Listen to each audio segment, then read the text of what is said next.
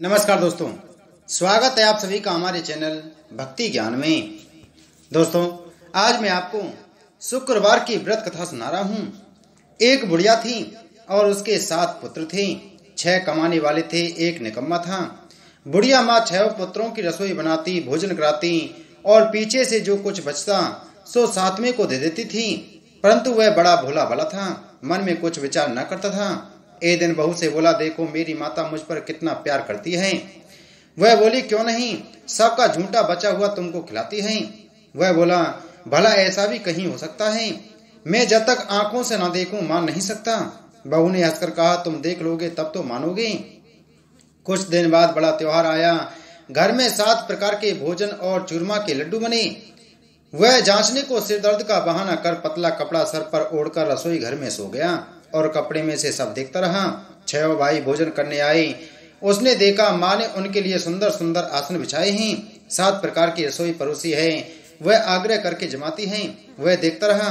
जब 6 भाई भोजन कर उठे तब माता ने उनकी झूठी थालियों में से लड्डुओं के टुकड़ों को उठाया और एक लड्डू बनाया। झूठन साफ कर बुढ़िया माँ ने पुकारा, उठो बेटा, 6 भाई भोजन कर गए, अब तू ही बाकी है, उठना कब खाएगा? वह कहने लगा, माँ मुझे भोजन नहीं करना, मैं परदेश जा रहा हूँ। माता ने कहा, कल जाता हो तो आज ही चला जा। वह बोला, हाँ हाँ आज ही जा रहा हूँ। यह कहकर वह घर से निकल गया। चलते समय बहू की याद आई। वह गौशाला में उपले थाप रही थी। वहीं जाकर उससे बोला, हम जावे परदेश को आवेंगे कुछ काल, तुम रहियो संतोष से धर्म आपनो पाल। वह बोली, जाओ पिया आनंद से हमनु सोच हटाए, राम भरोसे हम रहें ईश्वर तुम्हें सहाय। देख निशानी आपकी देख धरू में धीर, सुध हमरी मत विसारियो रखियो मन गंभीर। वह बोला, मेरे पास तो कुछ नहीं, यह अंगूठी है सोले और अपनी कुछ निशानी मुझे दे। वह बोली, मेरे पास क्या है, यह गोबर भरा हाथ है। यह कहकर उसकी पीठ पे गोबर के हाथ की थाप मार दी। वह चल दिया। चलते चलते दूर देश में पहुंचा। वहां एक साहूकार की दुकान थी। वहां जाकर कहने लगा, भाई मुझे नौकरी पर रख लो। साहूकार को जरूरत थी। बोला, रह जा। लड़के ने पूछा, तनख्वाह क्या दोगे? साहूकार ने कहा, काम देखकर दाम मिलेंगे। साहूकार की नौकरी मिली। वह सवेरे 7 बजे से रात तक नौकरी बजाने लगा। कुछ दिनों में दुकान का सारा लेन देन, हिसाब किताब, ग्राहकों को माल बेचना, सारा काम करने लगा। साहूकार के साथ 8 नौकर थे। वे सब चक्कर खा के गिरने लगे कि यह तो बहुत होशियार बन गया है। सेठ ने भी काम देखा और 3 महीने में उसे आधे मुनाफे का साझेदार बना लिया। वह 12 वर्ष में ही नामी सेठ बन गया और मालिक सारा कारोबार उस पर छोड़कर बाहर चला गया। अब बहू पर क्या बीती सो सुनो। सास ससुर उसे दुख देने लगे। सारी गृहस्थी का काम करके उसे लकड़ी लेने जंगल में भेजते। इस बीच घर की रोटियों के आटे से जो भूसी निकलती उसकी रोटी बनाकर रख दी जाती और फूटे नारियल के खोपरे में पानी। इस तरह दिन बीतते रहे।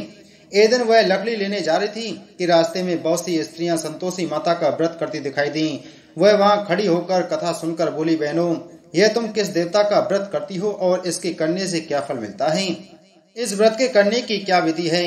यदि तुम अपने व्रत का विधान मुझे समझाकर कहोगी तो मैं तुम्हारा एहसान मानूंगी। तब उनमें से एक स्त्री बोली, सुनो, यह संतोषी माता का व्रत है। इसके करने से निर्धनता दरिद्रता का नाश होता है और लक्ष्मी आती है, मन की चिंताएं दूर होती हैं। घर में सुख होने से मन को प्रसन्नता और शांति मिलती है। निपुत्र को पुत्र मिलता है, प्रीतम बार हो तो जल्दी आता है।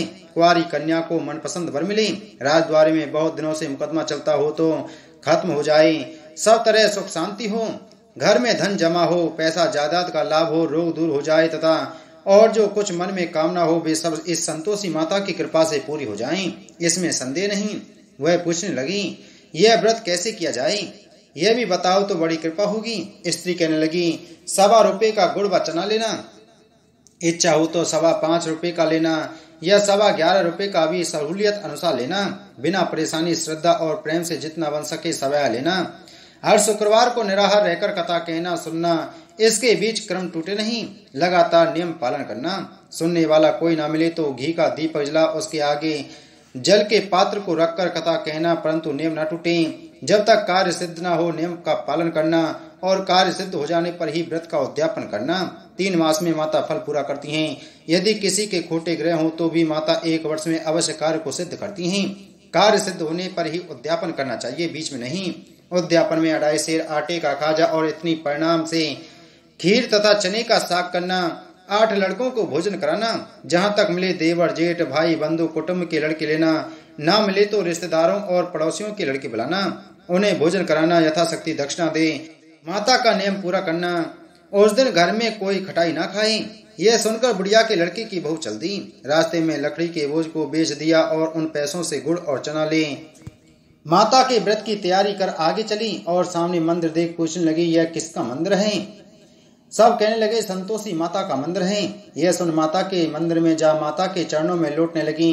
दीन होकर विनती करने लगी, माँ मैं निपट मूर्ख हूँ, व्रत के नियम कुछ नहीं जानती, मैं बहुत दुखी हूँ। हे माता जगत जननी, मेरा दुख दूर कर, मैं तेरी शरण में हूँ। माता को दया आई। एक शुक्रवार बीता कि दूसरे शुक्रवार को ही उसके पति का पत्र आया और तीसरे शुक्रवार उसका भेजा हुआ पैसा भी आ पहुंचा। यह देखकर जेठानी मुंह सिकोड़ने लगी, इतने दिनों में पैसा आया, इसमें क्या बड़ाई है? लड़के ताने देने लगे। काकी के पास अब पत्र आने लगे, रुपया आने लगा। अब तो काकी की खातिर बढ़ेगी, अब तो काकी बुलाने से भी नहीं आएगी। बेचारी सरलता से कहती, भैया पत्र आए रुपया आए तो हम सबके लिए अच्छा है।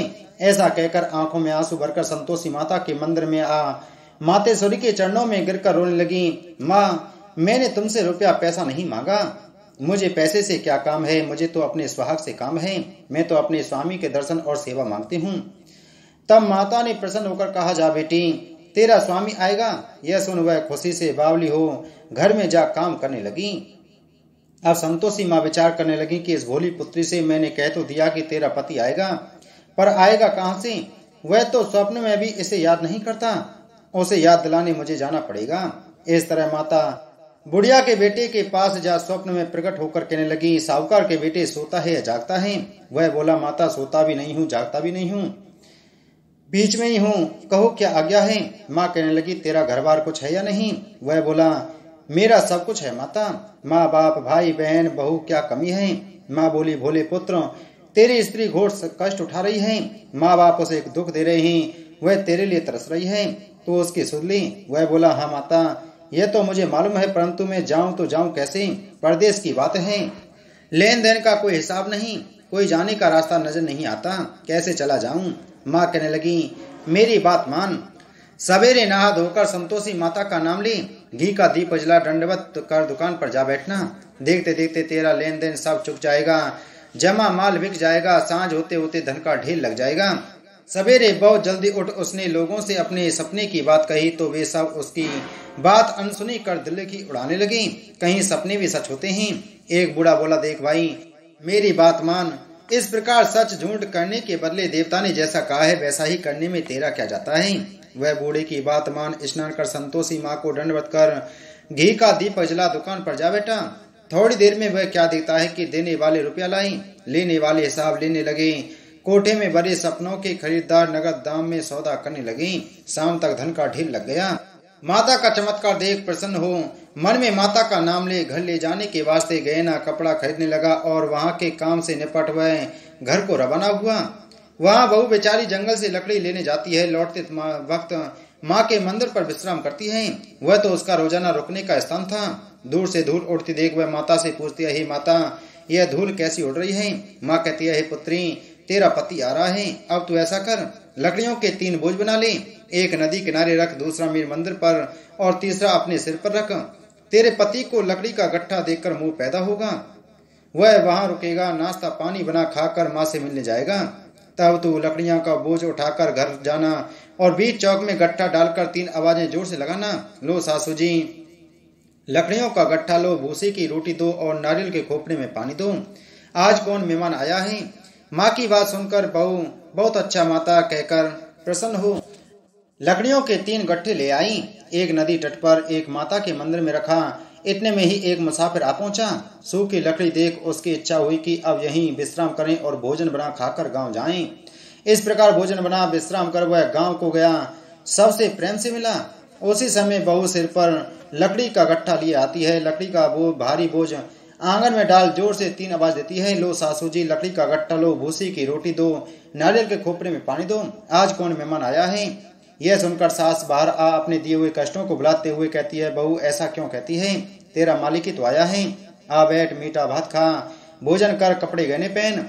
इतने में आवाज सुन उसका स्वामी बाहर आता है और अंगूठी देख व्याकुल हो माँ से पूछता है, माँ यह कौन है? माँ कहती है, बेटा यह तेरी बहू है। आज 12 वर्ष हो गए, तू जब से गया है तब से सारे गांव में जानवर की तरह भटकती फिरती है।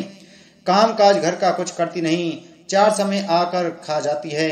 अब तुझे देखकर भूसे की रोटी और नारियल के खोपरे में पानी मांगती है। वह लज्जित हो बोला, ठीक है माँ, मैंने इसे भी देखा है और तुम्हें भी देखा है। अब मुझे दूसरे घर की चाबी दो तो मैं उसमें रहूं।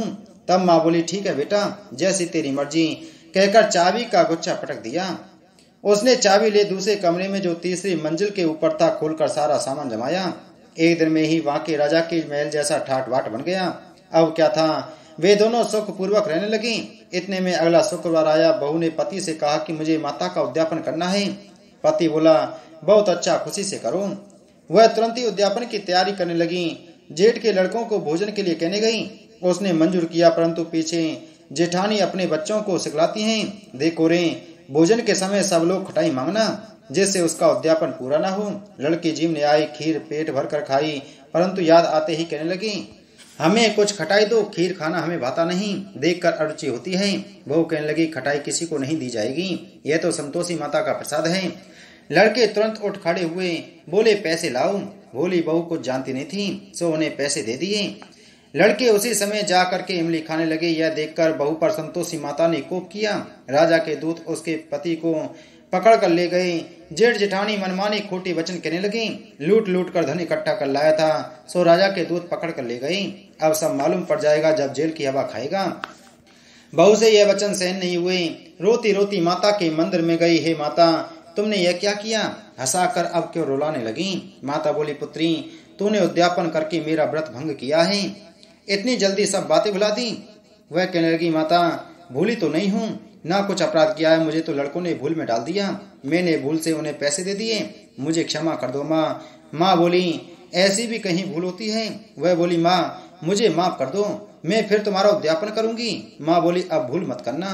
वह बोली, अब न होगी। माँ, अब बतलाओ वह कैसे आएंगी? माँ बोली, जा पुत्री, तेरा पति तुझे रास्ते में ही आता मिलेगा। वह घर को चली। राह में पति आता मिला। उसने पूछा, तुम कहाँ गए थे? तब वह कहने लगा, इतना धन कमाया है, उसका टैक्स राजा ने मांगा था, वह भरने गया था।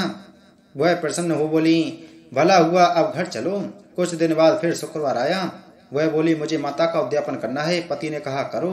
वह फिर से जेठ के लड़कों से भोजन को कहने गई। जेठानी ने तो 1-2 बातें सुनाई और लड़कों को सिखा दिया, तुम पहले ही खटाई मांगना। लड़के कहने लगे, हमें खीर खाना नहीं पता, जी बिगड़ता है, कुछ खटाई खाने को देना। वह बोली, खटाई खाने को नहीं मिलेगी, आना हो तो आओ। वह ब्राह्मणों के लड़कों को ला भोजन कराने लगी। यथाशक्ति दक्षिणा की जगह एक एक फल उन्हें दिया। इससे संतोषी माता प्रसन्न हुई। माता की कृपा होते ही 9वें मास उसको चंद्रमा के समान सुंदर पुत्र प्राप्त हुआ।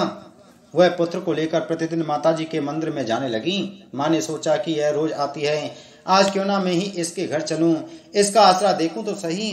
यह विचार कर माता ने भयानक रूप बनाया। गुड़ और चने से सना मुख, ऊपर सूंड के समान होठ, उस पर मक्खियां भिन बना रही थीं। दहलीज पे पांव रखते ही उसकी सांस चलाई, देखो रे, कोई चुड़ैल डांकन चली आ रही है, लड़कों इसे भगाओ नहीं तो किसी को खा जाएगी। लड़के डरने लगे और चिल्लाकर खिड़की बंद करने लगे। छोटी बहू रोशनदान में से सब देख रही थी। प्रसन्नता से पगली होकर चिल्लाने लगी, आज मेरी माताजी मेरे घर आई हैं। यह कहकर बच्चे को दूध पिलाने से हटाती हैं। इतने में सास का क्रोध फूट पड़ा। बोली, राण इसे देखकर कैसी उतावली हुई है जो बच्चे को पटक दिया। इतने में माँ के प्रताप से जहाँ देखो वहीं लड़के ही लड़के नजर आने लगे। वह बोली, माँ जी, मैं जिनका व्रत करती हूँ यह वही संतोषी माता हैं। इतना कह झट से सारे घर के किवाड़ खोल देती है। सबने माता के चरण पकड़ लिए और विनती कर कहने लगे, हे माता, हम मूर्ख हैं, हम अज्ञानी हैं, पापी हैं, तुम्हारे व्रत की विधि हम नहीं जानते, तुम्हारा व्रत भंग कर हमने बड़ा अपराध किया है। हे माता, आज आप हमारे अपराध को क्षमा करो। इस प्रकार संतोषी माता प्रसन्न हुई। हे संतोषी माता, जैसे आपने छोटी बहू को फल दिया वैसा सबको देना। जो इस कथा को सुने उसके मनोरथ पूर्ण करना। बोलो संतोषी माता की जय।